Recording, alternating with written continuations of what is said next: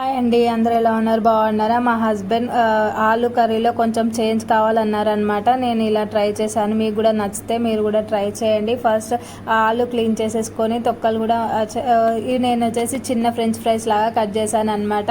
Pan పెట్టుకొని oil వేసేసుకొని జీరా, ఆవాలు, మిరపకాయలు అండ్ ఆనియన్స్ వేసేసి ఫ్రై చేయాలి. ఆనియన్స్ తొందరగా ఫ్రై అవ్వాలంటే కొంచెం సాల్ట్ వేస్తే తొందరగా ఫ్రై అవుతాయి. అవి ఫ్రై అయిన తర్వాతకి టమాటోస్ కూడా వేసి ఫ్రై చేయాలి.